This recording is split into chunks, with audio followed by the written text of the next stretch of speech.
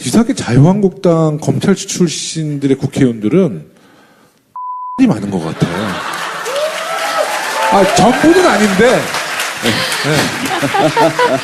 그러니까 이렇게 뭐 누구라고 이러면 안 되지만 몇 명 있잖아요. 네. 제가 생각했을 때 두 가지 때문인 것 같아요. 하나는 최고규범을 뭐로 삼느냐에 달린 문제인 것 같아요. 그러니까 최고규범이라고 하는 것은 사실상 가장 근간이 되고 가장 우위에 두어야 되는 규범과 법인데 그게 꼭 헌법은 아니에요. 왜냐하면은 실제로 우리나라는 90년대 초반까지 국가보안법이 최고규범이었다고 평가를 받는 나라였어요. 헌법은 장식품이었다고 평가받는 나라였습니다. 근데 대부분의 공안검사란 분들은 사고구조가 그래요. 헌법이 머리에 없고요. 국가보안법이 머리에 계세요. 보안법. 네. 네, 이게 최고규범이에요.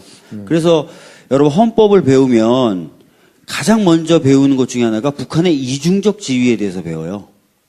북한은 전쟁을 대비해야 될 적이기도 하지만 동시에 대화와 통일을 해야 될 상대방이기도 하다.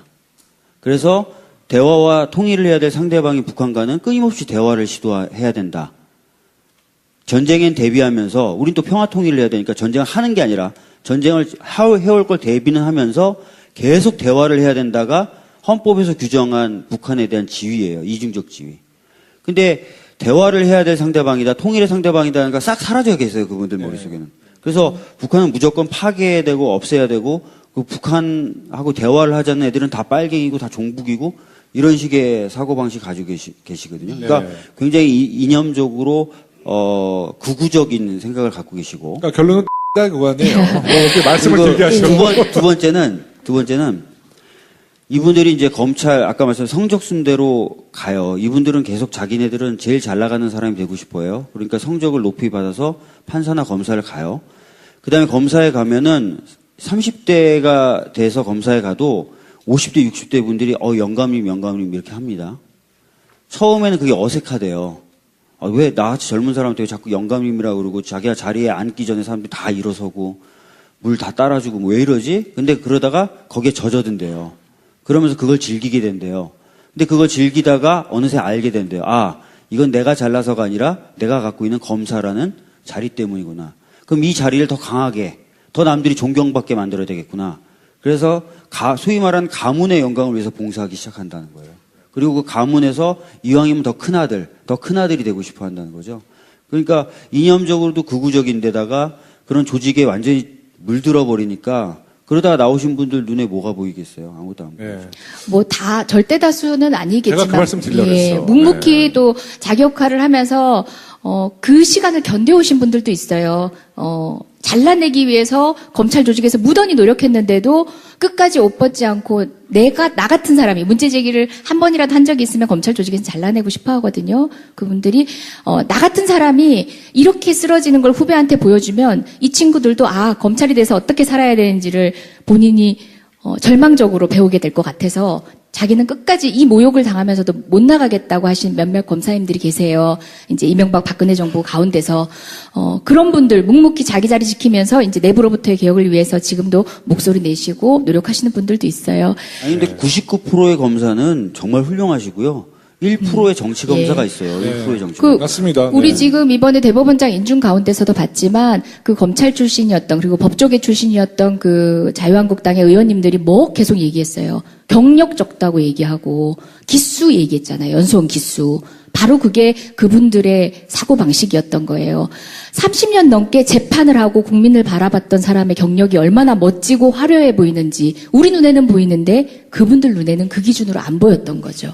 여기 김명수 대법원장이죠? 네, 우리 그 청문회 때 자유한국당의 성함이 난 이름도 기억하고 싶지 않은데 곽상도. 네, 곽상도 의원이 정말 우리 이재정 의원님께 했던 발언 정말 많은 국민들이 충격으로 받아들였고 특히 그것을 이재정 의원님한테 어떻게 그런 말씀을 하셨는지 겁없는 정치인이다. 네, 곽상도. 그때 발언의 내용이 그 뭐였습니까? 발언 자체가 저는 오히려 그 발언은 그냥 경과 과정에서 있었던 일이고 저희가 문제 제기는 할 수 있는 일이지만 더 주목해야 될 사건은 따로 있다고 보는데 네네. 발언 자체만 얘기하자면은 무식한 게 자랑이냐라는 얘기예요. 진짜 제가 무식한 사람한테 부족했죠. 그런 얘기를 하진 않고 말이야. 아니, 제가 많이 더 배워야 될 것 같은데.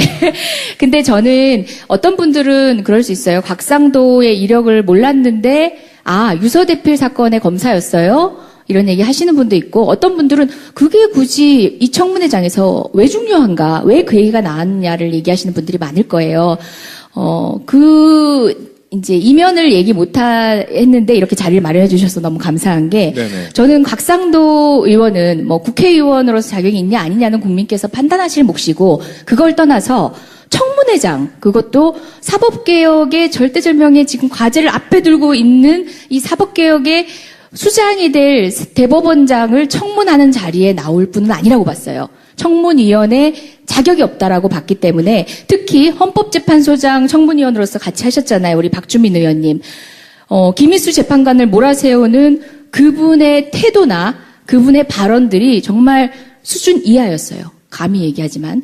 그리고 그분 스스로 뭐 형사적으로 책임을 질 만큼의 유서대필 사건에 관여를 했냐 아니냐는 차치하고서라도 정치적으로는 국민 여러분께 사과를 해야죠. 그러고 난 뒤에 청문회장에 나와 있다면 그래도 제가 눈 감을 수는 있어요. 근데 그게 아니라 계속 그런 사법부의 어떤 주요 요인을 뽑는 청문회장에 나와서 이제 소위 말하는 그 꼴통의 역할, 우리 이제 필드에서는 그런 사람 있어요. 한 너무 명 막, 많잖아요, 그쪽 깃대 가면. 메고 막 하는 사람 있어요.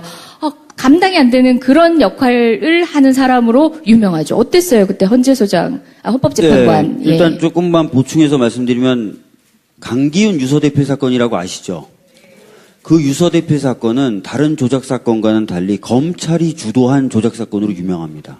보통은 경찰이 주도를 해요. 그리고 그걸 검찰이 용인하는 형식으로 조작 사건, 조작 간첩이나 이런 것들이 만들어지는데 강기훈 유서대필 사건 그리고 최근에 있었던 서울시 공무원 간첩 사건은 검찰이 주도했다라고 평가를 받는 맞습니다. 사건들입니다. 근데 강기훈 유서대필 사건 때 곽상도 당시 검사는 자기가 막내 검사였다. 막내 검사였는데 자기가 무슨 책임이 있냐라고 얘기를 하는 겁니다, 지금. 근데 여러분 약천 오거리 사건 관련돼서 박범계 의원님이 사과하셨던 거 알고 계시죠? 담당 판사도 아니에요. 담당 판사도 아니었고, 빈 자리에 잠시 한 번 정도, 자리가 비면 안 되니까 배석이 앉았을 뿐이에요. 근데 박범계 의원은 사과했습니다. 이게 잘못됐다는 걸 알고 나서. 그런데 그 사건에 팀에 있었고, 검사팀을 이뤄서 수사를 했었던 곽상도 의원은 자기가 막내였다는 이유만으로 지금 그게 지금 다 대법원에서 재심해서 검찰이 잘못했다고 다 인정됐지 않습니까? 그리고 국가가 배상해줘야 된다고. 근데 자기는 아무 잘못이 없다는 거예요.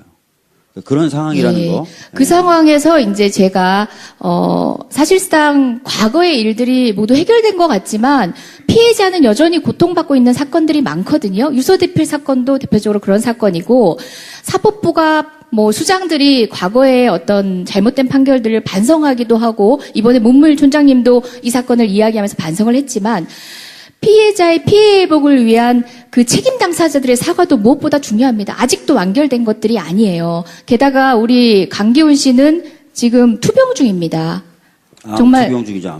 암투병 중이십니다. 그런데 그분이 아마 곽상도 의원이 청와대 박근혜 정부 당시에 민정수석으로 들어가던 당시에 본인이 SNS에 글을 올립니다. 곽상도가 나는 한 달만 관여한 막내 검사였다 하니까 아니다. 나는 그 사람을 기억한다. 그 사람이 잠 안 재우는 담당이었다라고 피해자가 얘기를 합니다.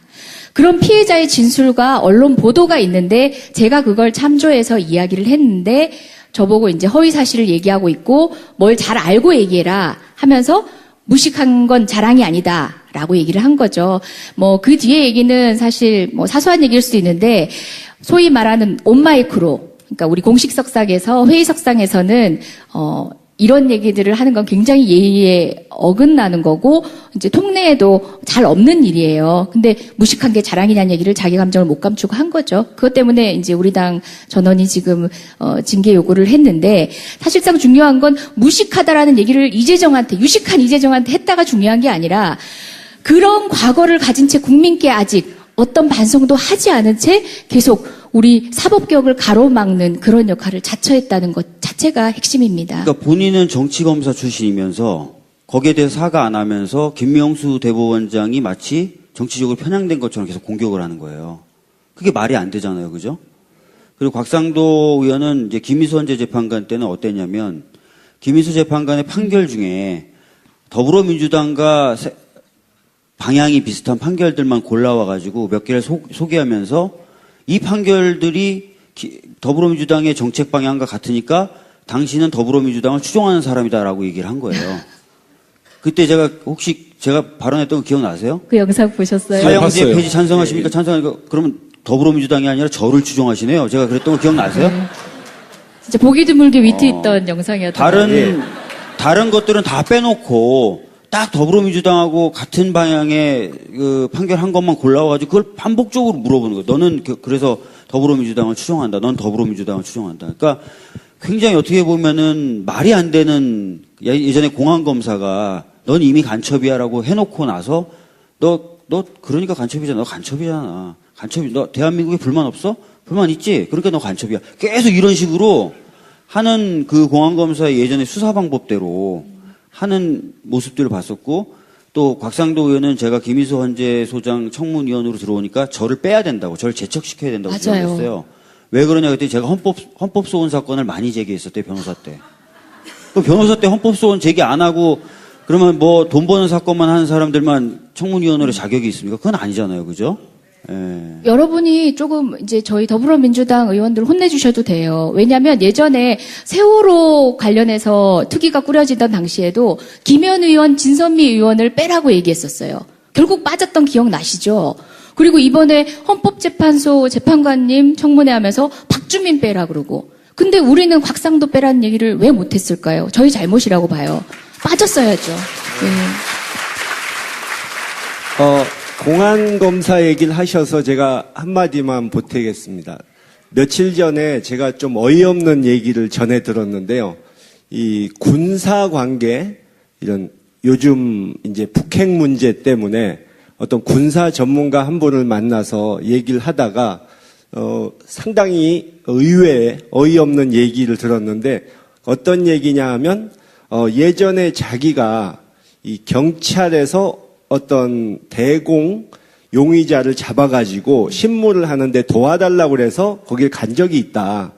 근데 그 사람이 무슨 짓을 했는가 했더니 북한에서 이제 미사일을 유도하는 그런 첨단 장비를 구해야 되는데 북한에다가는 그거를 팔지를 않으니까 이 남쪽의 어떤 사업가를 포섭해가지고 그 사람한테 구해달라고 해가지고 그렇게 한 것을 경찰에서 그때 우연히 국정원보다 더 먼저 포착을 해서 자기네들이 체포했다. 해서 그거를 이제 재판으로 넘기려고 한다고 하면서 도움을 청했다는 겁니다. 근데 그 사람이 결국 재판에서 무죄로 풀려났어요. 근데 어떻게 해서 무죄가 나올 수 있었느냐? 경찰에서는 그 수사한 경찰관들 잘했다고 표창까지 주고 진급까지 시켜줬는데 무죄가 나왔는데 어떻게 나왔느냐? 그 담당한 변호사가 전직 공안 검사인데 그 당시에 이제 전관예우를 받아서 상당히 거액을 긁어 모으고 있을 그런 때였기 때문에 그게 통해서 그 사람이 무죄를 받았다는 겁니다. 그러니까 그 공안 검사니 이런 거 하는 사람들이 자기들이 북한의 위협으로부터 우리나라를 보호하고 있다느니 뭐 안보는 역시 보수라느니 이런 주장이 얼마나 공허한 것인지 알 수 있습니다. 그 검사가 누군지는 제가 나중에 좀 자료를 더 받아본 후에 밝히려고 하는데요. 힌트 하나 드리자면 우리 이재정 의원님을 아주 싫어하는 사람입니다. 근데 딱 나왔네요, 누군지. 아니 근데 저를 좋아하는 전직 공안검사가 검사가 이것도 없는데. 이재정 의원님 싫어하는 사람이 제가 보기엔 한두 분이 아닌 것 같아서 결정적인 증거는 안 될 것 같습니다. 해올 걸 대비는 하면서 계속 대화를 해야 된다가 헌법에서 규정한 북한에 대한 지위예요. 이중적 지위. 근데 대화를 해야 될 상대방이다, 통일의 상대방이다가 싹 사라져 계세요, 그분들 머릿속에는. 그래서 북한은 무조건 파괴되고 없애야 되고, 그 북한하고 대화를 하자는 애들은 다 빨갱이고 다 종북이고, 이런 식의 사고방식 가지고 계시거든요. 그러니까 굉장히 이념적으로, 극우적인 생각을 갖고 계시고. 그러니까 결론은 그거네요. 이렇게 말씀을 그리고 길게 하시고. 두 번째는 이분들이 이제 검찰, 아까 말씀 성적순대로 가요. 이분들은 계속 자기네들은 제일 잘 나가는 사람이 되고 싶어요. 그러니까 성적을 높이 받아서 판사나 검사를 가요. 그 다음에 검사에 가면은 30대가 돼서 검사에 가도 50대, 60대 분들이 영감님 이렇게 합니다. 처음에는 그게 어색하대요. 왜 나같이 젊은 사람한테 왜 자꾸 영감님이라고 그러고 자기가 자리에 앉기 전에 사람들이 다 일어서고 물 다 따라주고 왜 이러지? 근데 그러다가 거기에 젖어든대요. 그러면서 그걸 즐기게 된대요. 근데 그걸 즐기다가 어느새 알게 된대요. 이건 내가 잘나서가 아니라 내가 갖고 있는 검사라는 자리 때문이구나. 그럼 이 자리를 더 강하게, 더 남들이 존경받게 만들어야 되겠구나. 그래서 소위 말하는 가문의 영광을 위해서 봉사하기 시작한다는 거예요. 그리고 그 가문에서 이왕이면 더 큰아들이 되고 싶어 한다는 거예요. 지금 과제를 앞에 두고 있는 이 사법개혁의 수장이 될 대법원장을 청문하는 자리에 나올 분은 아니라고 봤어요. 청문위원회 자격이 없다라고 봤기 때문에 특히 헌법재판소장 청문위원으로서 같이 하셨잖아요. 우리 박주민 의원님. 김희수 재판관을 몰아세우는 그분의 태도나 그분의 발언들이 정말 수준 이하였어요. 감히 얘기하지만. 그리고 그분 스스로 형사적으로 책임을 질 만큼의 유서대필 사건에 관여를 했냐 아니냐는 차치하고서라도 정치적으로는 국민 여러분께 사과를 해야죠. 그러고 난 뒤에 청문회장에 나와 있다면 그래도 제가 눈 감을 수는 있어요. 근데 그게 아니라 계속 그런 사법부의 어떤 주요 요인을 뽑는 청문회장에 나와서 이제 소위 말하는 그 꼴통의 역할, 우리 이제 필드에서는 그런 사람 있어요. 너무 많잖아요, 그쪽 깃대 가면. 메고 막 하는 사람 있어요. 감당이 안 되는 그런 역할을 하는 사람으로 유명하죠. 어땠어요? 그때 헌법재판관. 네, 일단 조금만 보충해서 말씀드리면 강기훈 유서대필 사건이라고 아시죠? 그 유서대필 사건은 다른 조작 사건과는 달리 검찰이 주도한 조작 사건으로 유명합니다. 보통은 경찰이 주도를 해요. 그리고 그걸 검찰이 용인하는 형식으로 조작 사건, 조작간 친 거죠. 그러니까 이념적으로도 극우적인데다가 그런 조직에 완전히 물들어 버리니까 그러다가 나오신 분들 눈에 뭐가 보이겠어요? 아무것도 안 보이죠. 다 절대 다수는 아니겠지만 제가 그 말씀 드리려고 했어. 묵묵히 또 자기 역할을 하면서 그 시간을 견뎌오신 분들도 있어요. 잘라내기 위해서 검찰 조직에서 무던히 노력했는데도 끝까지 옷 벗지 않고 나 같은 사람이 문제 제기를 한 번이라도 한 적이 있으면 검찰 조직에서 잘라내고 싶어 하거든요. 그분들이 나 같은 사람이 이렇게 쓰러지는 걸 후배한테 보여주면 이 친구들도 검찰이 돼서 어떻게 살아야 되는지를 본인이 절망적으로 배우게 될 것 같아서 자기는 끝까지 이 모욕을 당하면서도 못 나가겠다고 하신 몇몇 검사님들이 계세요. 이제 이명박 박근혜 정부 가운데서 그런 분들 묵묵히 자기 자리 지키면서 이제 내부로부터의 개혁을 위해서 지금도 목소리 내시고 노력하시는 분들도 있어요. 아니 근데 99%의 검사는 정말 훌륭하시고요. 1%의 정치 검사가 있어요. 1%의 정치 검사. 맞습니다. 우리 네. 지금 이번에 대법원장 인준 가운데서도 봤지만 그 검찰 출신이었던 그리고 법조계 출신이었던 그 자유한국당의 의원님들이 계속 얘기했어요. 경력 적다고 얘기하고 기수 얘기했잖아요. 연수원 기수. 바로 그게 그분들의 사고방식이었던 거예요. 30년 넘게 재판을 하고 국민을 바라봤던 사람의 경력이 얼마나 멋지고 화려해 보이는지 우리 눈에는 보이는데 이상하게 자유한국당 검찰 출신들의 국회의원들은 이 많은 것 같아요. 전부는 아닌데. 그러니까 이렇게 누구라고 이러면 안 되지만 몇 명 있잖아요. 네. 제가 생각했을 때 두 가지 때문인 것 같아요. 하나는 최고규범을 뭐로 삼느냐에 달린 문제인 것 같아요. 그러니까 최고규범이라고 하는 것은 사실상 가장 근간이 되고 가장 우위에 두어야 되는 규범과 법인데 그게 꼭 헌법은 아니에요. 왜냐하면은 실제로 우리나라는 90년대 초반까지 국가보안법이 최고규범이었다고 평가를 받는 나라였어요. 헌법은 장식품이었다고 평가받는 나라였습니다. 근데 대부분의 공안검사란 분들은 사고구조가 그래요. 헌법이 머리에 없고요. 국가보안법이 머리에 계세요. 보안법. 네. 네, 이게 최고규범이에요. 그래서 여러분 헌법을 배우면 가장 먼저 배우는 것 중에 하나가 북한의 이중적 지위에 대해서 배워요. 북한은 전쟁을 대비해야 될 적이기도 하지만 동시에 대화와 통일을 해야 될 상대방이기도 하다. 그래서 대화와 통일을 해야 될 상대방인 북한과는 끊임없이 대화를 시도해야 된다. 전쟁엔 대비하면서 우린 또 평화 통일을 해야 되니까 전쟁을 하는 게 아니라 전쟁을 그분들 눈에는 그 기준으로 안 보였던 거죠. 여기 김명수 대법원장이죠? 네, 우리 그 청문회 때 자유한국당의 성함이 난 이름도 기억하고 싶지 않은데 곽상도. 네, 곽상도 의원이 정말 우리 이재정 의원님께 했던 발언 정말 많은 국민들이 충격으로 받아들였고 특히 그것을 이재정 의원님한테 어떻게 그런 말씀을 하셨는지 겁없는 정치인이다. 네, 곽상도. 그때 발언의 아니, 내용이 그 뭐였습니까? 발언 자체가 저는 오히려 그 발언은 그냥 경과 과정에서 있었던 일이고 저희가 문제 제기는 할 수 있는 일이지만 더 주목해야 될 사건은 따로 있다고 보는데 네네. 발언 자체만 얘기하자면은 무식한 게 자랑이냐라는 얘기예요. 진짜 제가 무식한 사람한테 부족했죠. 그런 얘기를 하진 않고 말이야. 아니, 제가 네. 많이 더 배워야 될 것 같은데. 근데 저는 어떤 분들은 그럴 수 있어요. 곽상도의 이력을 몰랐는데, 유서대필 사건의 검사였어요? 이런 얘기 하시는 분도 있고, 어떤 분들은 그게 굳이 이 청문회장에서 왜 중요한가, 왜 그 얘기가 나왔냐를 얘기하시는 분들이 많을 거예요. 이제 이면을 얘기 했는데 이렇게 자리를 마련해 주셔서 너무 감사한 게 네네. 저는 곽상도 의원은 뭐 국회의원으로서 자격이 있냐 아니냐는 국민께서 판단하실 몫이고 그걸 떠나서 청문회장 그것도 사법개혁의 절대절명의 연수원 기수 바로 그게 그분들의 사고방식이었던 거예요.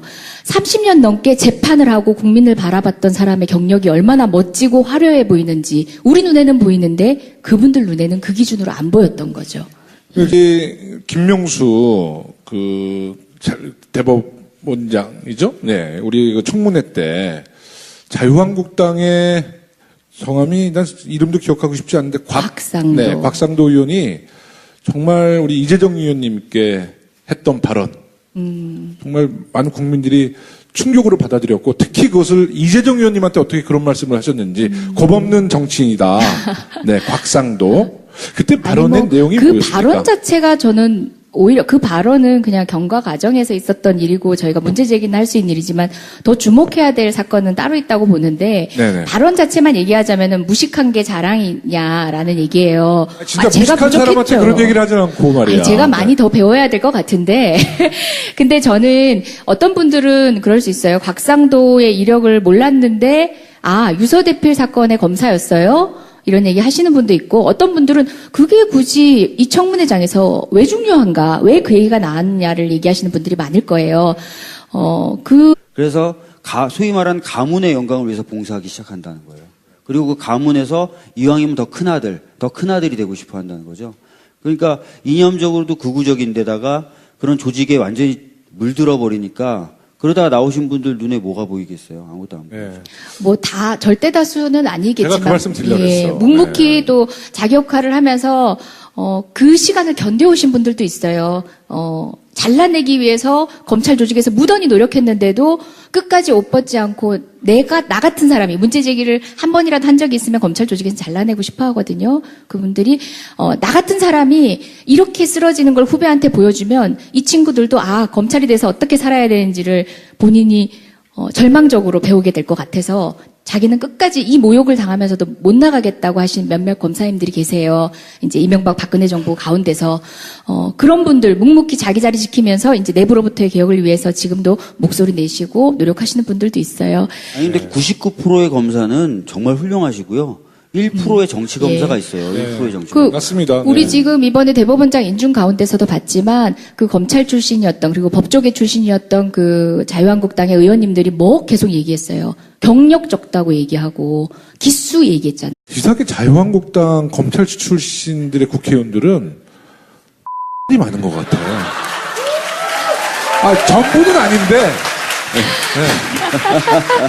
그러니까 이렇게 뭐 누구라고 이러면 안 되지만 몇 명 있잖아요. 네. 제가 생각했을 때 두 가지 때문인 것 같아요. 하나는